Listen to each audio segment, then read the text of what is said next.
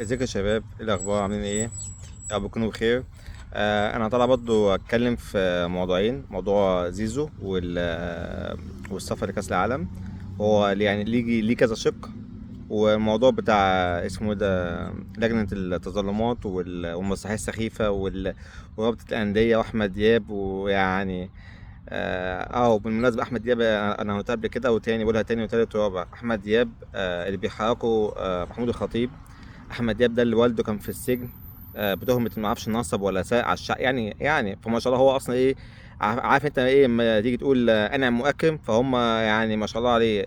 فواحد زي ده بتاريخه بتاع وتاريخ اهله، اللي هو الناس يعني اذوا البلد.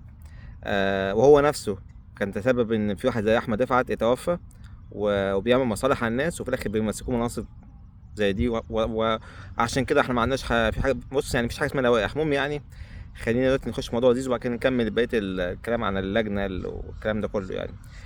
زيزو يا جماعه، انا بقولها مره واثنين وثلاثه وعشرة: زيزو مش هيلعب في امريكا الا فيزا بتاعت رياضيين.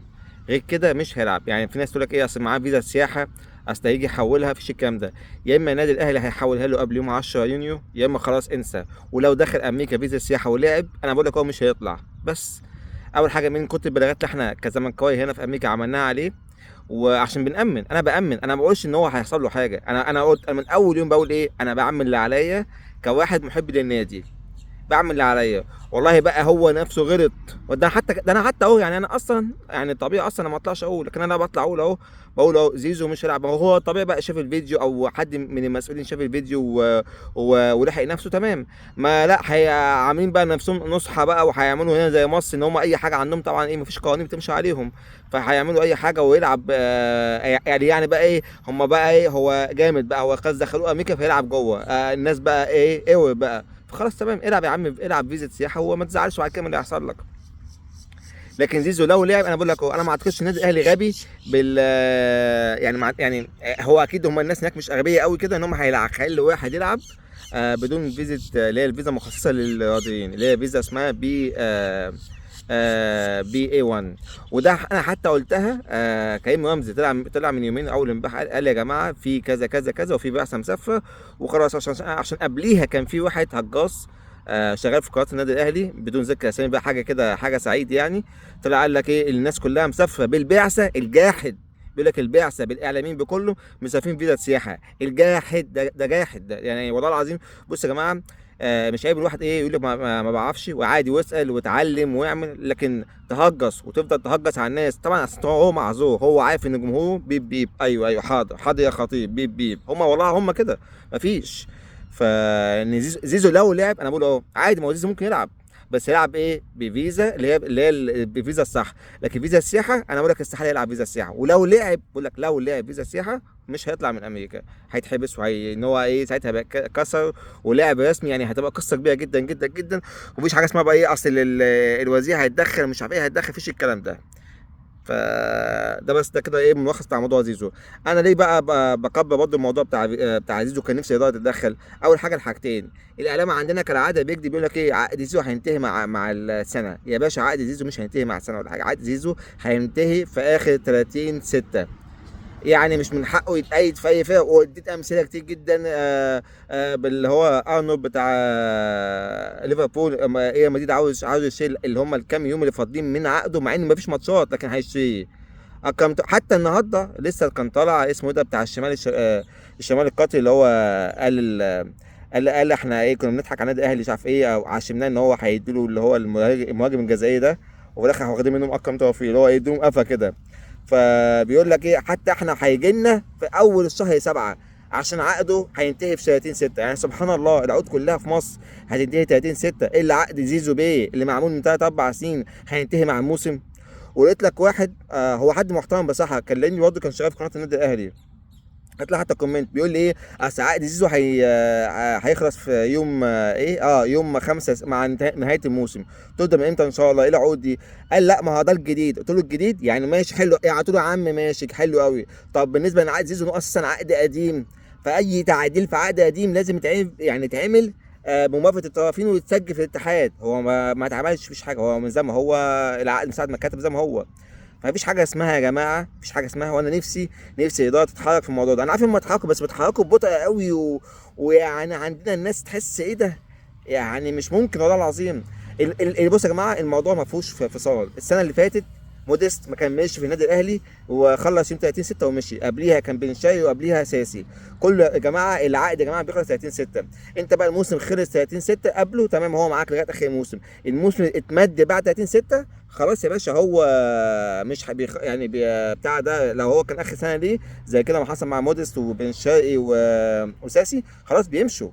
لكن لو هو بقى مكمل هو كده اصلا مكمل بقى بيكمل معاك. فاهمين يا جماعه؟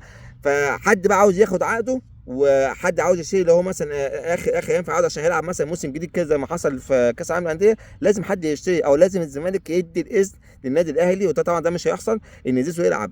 فطبعا الاتحاد عشان خايف من النادي الاهلي فهيكوسها. فانا عشان كده بقول ايه، الزمالك يا جماعه يستف ورقه ويظبط الدنيا ويطلع المحامي. كده احنا بناخد حقنا بره، لكن جوه اديكم شايفين اهو. ده اللائحه عيني عينك، اللائحه بتاعت ماتش الاعاده بتاعت ماتش القمه عيني عينك وبيطلعها وده يقول لك ايه، اصل اللائحه اتغيرت، اصل مش عارف كان في ايه، اصل كلام موجود. المنسحب 3-0 ويتخصم منه 3 نقط زي كل يعني اللي هو زي كل سنه. لكن الهكس والكذب والتدليس بتاعهم هم ده شيء مش جديد عليهم. فعشان كده خلاص انا بقول لك اهو. وبعدين كم مره هم بياخدوا احكام هنا في مصر وبيطلعوا بره في فيفا بياخدوا على قفاهم؟ مفيش. انا معلش والله يا جماعه اسلوبي ساعات بيبقى مستفز شويه. انا من كتر ما الناس بتخش تلاقي ادبها والكلام معيش، وانا برضه خلاص بطلت اقاوح معاهم.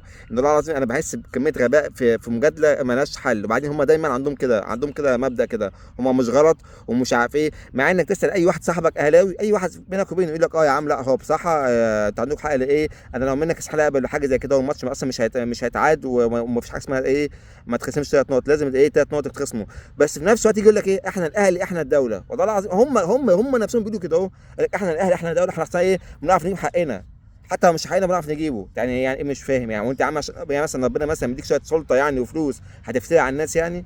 ف... فبس حبيت اوضح الحته دي. فانا اول حته اخر حاجه تاني اهو، زيزو لو لعب هيلعب بالتاشيره. انا بقولها اهو، اول واحد قلتها وهتشوفوه، لو لعب هيلعب بالتاشيره بتاعت بي 1 اي. غير كده انسى اي كلام يتقال هاكس، اي كلام هيتقال هاكس. اخر يوم هيتقايد فيه يوم 10 يونيو. يعني زيزو ما اتقايدش يوم 11 يونيو مفيش، خلاص انسى. فعشان كده كان نفسي الزمالك يقدم الموسم او ياخره لغايه 10 يونيو، عشان حتى حجه الموسم دي اللي هو ايه، يقول لك العقد خلص مع الموسم دي ايه، تبقى حجه باطله يعني. الحاجه التانيه الزمالك حتى لو موسم خلص زي ما قلت قبل كده، وده لازم الزمالك الناس عندنا في الاداره تصحصح شويه. ما ينفع هم كده، هم ما اعرفش المسلمين هم عارفين الكلام ده مش انا اللي اقوله يعني، ان العقد بيخلص 30 6 وهو العقد مكتوب في كده اهو. وحتى كمان هم قالوا ان اخر دفعه زيزو هياخدها يوم 30 6، فازاي اخر دفعه هياخدها يوم 30 6 وعقده بيخلص قبليه؟ يعني انا هخلص موسم قبل ما اخد كل مرتبي يعني؟ يا جماعه والله يا جماعه ربنا يعفو بالعقل يعني. فعشان كده بصوا يا جماعه بتزعلوا لما انا اعمل لكم بيبو جهلاويه، بتزعلوا والله. الحاجه الثانيه بقى ايه اللي احنا قلنا عليه، ايه اللي هو الفجر بتاع النادي الاهلي او بتاع لجنه التظلمات. النادي الاهلي مبدئيا دلوقتي كان ضاغط بكل قوه عشان الماتش بتاع بيراميدز ما يتعادش، اللي هو ماتش بيراميدز وسيراميكا. ده اللي انا قلته من شهر، ان بيراميدز هيحاول لو اتاهل النهائي لازم ياجل الماتش ده. والاهلي نفسه لو كان وصل النهائي كان وش يعني. انتوا يا جماعه عاوزين تفهموني، الاهلي هيلعب نهائي، هيروح مثلا ايا كان، هيروح مثلا المغرب جنوب افريقيا وهو راجع عنده ماتش في النص هيتلعب له؟ ما يا جماعه ما احنا شفناها يعني. ده الاهلي بيقعد بالاسبوع قبليها واسبوع بعديها ما بيلعبش، خلاص ده بيبقى قاعد زي معسكر وخلاص وحقه وبنقوله. وساعتها بنقعد نقول تحيا مصر وفريق مصر. دلوقتي بيراميدز ده فريق ايه؟ يهودي؟ ما فريق مصر يا جماعه. واحنا لما بنتكلم على بيراميدز يقول لك انت بتشجع بيراميدز. مش انا بشجعها يا حبيبي، مش انا اللي خدت 50 جنيه قبل كده وخدت وجبه ورحت شجعت فرقه، شجعت فرقه بيراميدز قدام فرقتي عشان وجبه. في ناس بعد كده قلعت التيشيرتات وقعدت بالفانيلا الحمراء تقول لك ايه، اصل انا رحت اخدت ال 50 جنيه وضحكت عليهم ايه؟ هو ده منظر يا ابني؟ انت خدت فلوس وخدت وجبه وقعدت ولبست تيشيرت وفاهم وشجعت شويه، بعد كده ايه قلعت عشان بس منظرك ما يبقاش احتقال على التيشيرت وايه، والناس بقت لابسه ايه تيشيرتات حمراء تحت التيشيرتات اللي بتاعت السماوي بتاعت بيراميدز. فانت اللي بتعمل كده مش انا اللي بعمل كده. وانت اللي بكره هتشجع بيراميدز عشان عاوزه يخسر مني. انت اللي بتشجع كل فرقه انا بلعبها، انت مش انا.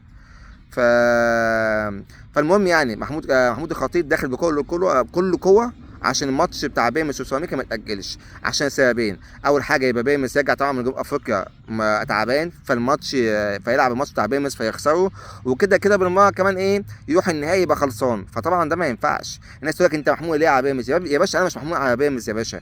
اول حاجه انا مصلحتي الماتش يتاجل لسببين. اول حاجه طبعا عشان اذا اي حد مصري عاوز بيراميدز يكسب تمام، يعني اتمنى ان هو يكسب يعني بطوله افريقيا اكيد، بس كسب ما خسرش انا عادي مش فارق معايا قوي. والاهم من ده ان الموسم نفسه يتمد، موسم بتاع بيراميدز او بتاع الدوري المصري يتمد.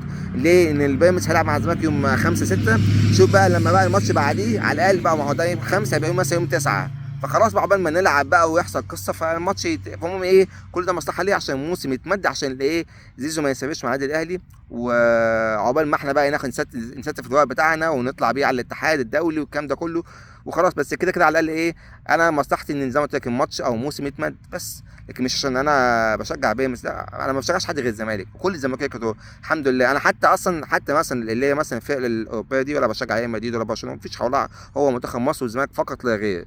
ممكن بقى اتفرج على ماتشات تانية طبعا بتفرج عليها، لكن حد كسب حد يخسر ازعل ولا لا مفيش الكلام ده، هو اصلا كفايه على الزمالك يعني. ف واللجنه والقرار انا بقول لك تاني اهو، القرار اللي هو بتاع كمان لجنه التظلمات اللي جاي ده، انا بقول لك من دلوقتي اهو وقلتها، لو اللي لسه هتبقى رؤيه مش واضحه هتلاقي يجي يقول لك ايه اصل المستشار الفلاني تعبان، لا اصل هنأجل، اصل مين سخن، اصل في ورقه ناقصه. الهجص ان انا قلت عليه من زمان، او انا قلت تأجيل ثم تأجيل ثم تأجيل لحد ما النادي الاهلي ياخد اللي هو عاوزه وخلاص، بعد كده ايه حلني بقى بروح يطلع على المحكمه الرياضيه وخد حقك وتعالى. سيناريو سخيف وعارفينه من زمان، والناس ما اعرفش بقول لك انا يعني ايه بقى، انا قاضي بحكم، يعني المفروض انا بحكم بالاوراق مش مش بالنتائج. خلاص ما هو لو بالنتائج بقى احنا ليه بقى نبعت لك ورق وانت تستنى وتشوف؟ خلاص اقعد شجع وشوف الدنيا فيها ايه وبعد كده بحكم يا عم لو ده الصح يعني. ف عامة مش عايز اطرف اكتر من كده في الموضوع ده، والناس كلها عارفه، وهم نفسهم اهلاويه نفسهم عارفين ان هم بيقولوا على نفسهم ايه نادي الدوله ونادي الشعب ومش عارف ايه يعني خلاص انا واحد بقى زهق والله العظيم. بس حبيت بس اوضح الموضوع بتاع زيزو عشان ايه ما يجيش بعد كده زيزو يلعب يجي لك ايه انت قلت زيزو مش هيلعب. لا انا من اول يوم بقول على زيزو هيلعب، بس هيلعب بالفيزا الصح، غير كده مش هيلعب، كلامي واضح. لعب يبقى معاه الفيزا الصح، ما لعبش يبقى هو ايه بالفيزا التمام، ولو لعب بالفيزا الغلط هيتحبس ومش هيطلع من امريكا. كلام واضح، كلام واضح. واتمنى من مجلس الاداره عندنا ياخد خطوات رسميه، ان انا برضه مهما بعمل ومهما بقول انا عادي يا جماعه، انا مشجع، انا ما عنديش اي صفه رسميه بالمجلس، بس بعمل مش هيأس، وهفضل ابص اسعى كده عشان ايه، انا بحب النادي لغايه اخر حاجه، لغايه اخر وقت هسعى للنادي بتاعي، بحبه ناديه اللي هقف معاه كده لغايه النهايه زي ما بيقولوا كده. انا بقى وعيلتنا وعيلة عيلتنا واولادنا واولاد اولادنا، خلاص احنا يا جماعه زي ما قال قلبا وقالبا يعني. فانا بس والله العظيم ولا بعمل شو ولا حاجه، بس بقول لكم يعني. وان شاء الله اتمنى بقى اللي جاي كله خير، واتمنى ميدو يبعد عن الزمالك ويسيبنا في حالنا، واللي يبقى مشجع او ايه يعني مش عايزين بقى ايه. انا قلت قبل كده جايبين واحد يعني هعمل عليه حلقه بعدين، بس جايبين واحد عليه شبهات. طب ليه؟ خلاص يعني هو ده اللي هيجي يعني هيخلينا ناخد البطولات؟ واحد عليه شبهات من الاول، خلاص يا عم همشيه، هي ناقصه لازم اجيب واحد ويضحك عليا واخد فلوسي وي وي وي شوف يا عم حد تاني يا عم، خلاص من قله المدربين يعني، ولا حتى كامس ده مش مدرب يعني، انت جاي واحد ما عندوش خبره، عمره ما كان مدرب قصدي مدير رياضي وجايبه وكمان عليه شبهات، خلاص يا عم خليها على جنب. عامة مش هطول اكتر من كده، واتمنى ان شاء الله خير لنادي الزمالك، وبعدين انا هتكلم في الموضوع ده مش دلوقتي. يلا سلام.